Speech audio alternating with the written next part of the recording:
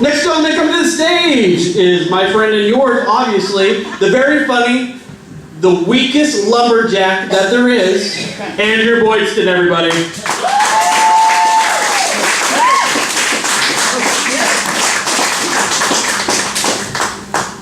Oh, thank you for applauding long enough for me to actually get up here so it's not embarrassing. Holy shit. Oh, he's not lying, right? Virgin Lumberjack, that's pretty accurate. Abstinent crab fisherman at best.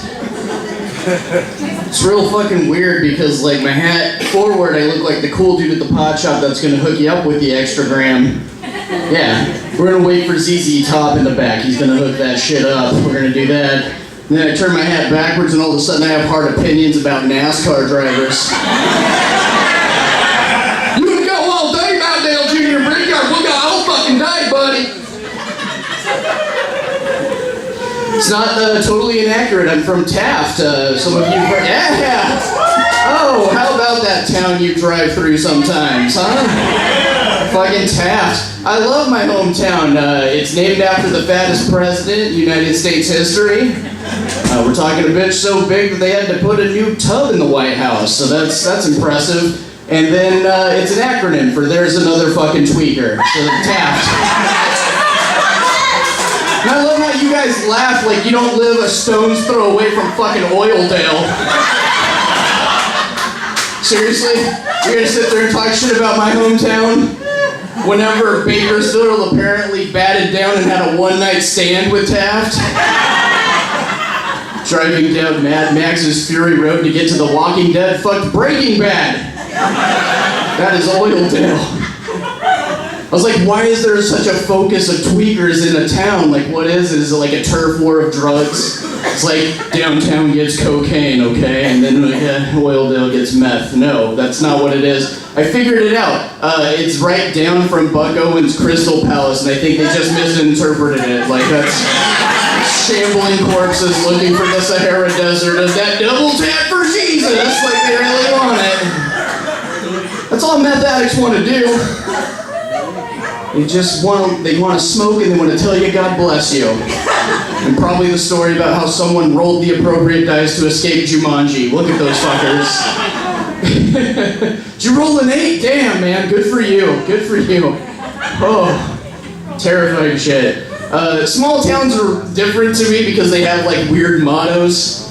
You know? Like every small town has a motto that's way too big for its britches. Like, it'll be like, the number 3 dairy distributor in California, Pixley. It's like, that's what I know Pixley for. Pixley's a weird place. It's like, it's got no bars, but it has like 100% nightlife. Like the tweakers that we were just discussing. And they're just walking around. Pixley's the kind of place where you see a kid almost get hit by a car. And then a guy saves him, and you're like, that guy's a hero. But then he keeps running with the kid toward a windowless van, and you're like, that's not at all what I thought was going to happen. It's not even just mottos, like billboards are even too braggy now. I saw a pizza billboard in between Bakersfield and Delano bragging about its pizza. And it rubbed me the wrong way for some way. I was stoned and ranty, like I am right now. You know, I just saw it and it just said, others have pizza, we make pizza. Heavy breathing, knife in the throat. Like, what the fuck's so good about your pizza? And it's like, you know, Papa John's is blaming the NFL. What's so good about your shit? And it was on a Flying J billboard. Do you know what a Flying J? Okay, for those of you who don't know, that's where truckers stop to jerk one out and then fucking get back on the road. That's why it's called the Flying J. There it is. Fucking metaphorical semen all over you. Some verbal bukkake. You're welcome. It's fucking ridiculous. Like, the Flying J is bragging about their pizza. What's gonna happen? Is it like the one where there's like a disheveled Vietnam vet and he dedicated it to like his buddy Ralph that he lost in a trench? You know, he's just like, what's so good about your pizza? I saw your guys' billboard, and he's like, our dough is so soft and fresh, it has the thread count of Egyptian cotton sheets. And our sauce is so fresh and zesty, you'll be asking, is that the blood of the unborn? Or the freshest tomatoes California soil has to offer? And if you want the answers to that, you better be prepared to die, my friend, because you're engaging your taste buds in gladiatorial-style combat in Italian cuisine Thunderdome. And if you lose, we take your tongue and thumbs. Yeah, I'm just gonna order a salad. Pizza sounds way too fucking big here. I don't want to do that. I don't want that shit. I'm a substitute teacher. In my spare time, yeah, oh, hey, give it up for those people who come in and press play when you're hungover, huh? Yeah, what about us? That's ridiculous, though. Like, substitute teaching, it's a lot of fun, but sometimes you have to teach things that you don't even believe in. Like, I hate math.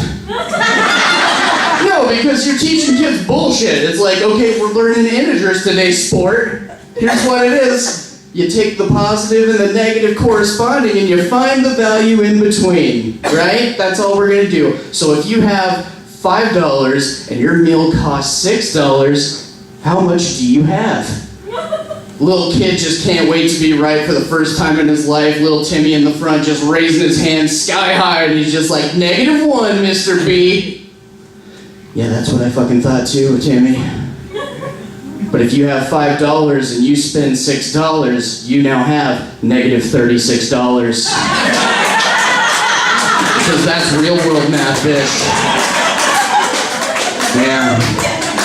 That's how it goes. It's not fun. I'm 29 years old and I realize I can't, like, I'm homeless right now. That doesn't mean that I'm, like, struggling like the tweakers I was making fun of, okay? I'm a step up from those fuckers. I'm doing fine. But, like, I got friends that I'm couch crashing with. I just went through a breakup. And being homeless is really weird because you're 29 years old. You learn you can't operate every shower. You can't. There's like a fucking spell. You gotta wave a wand over it. You gotta turn dials like you're a scientist. And it's just like, you know what? Fuck it. It's just a little less colder than Icelandic warrior bath. I'll just take that. Take my wins where I get it. And then my friend afterwards like, yeah, the hot and cold were exchanged. Well, fucking tell me, bud. Because I'm sitting here wondering if I'm fucking autistic or something. Just trying to figure out how to bathe myself. God knows I need to.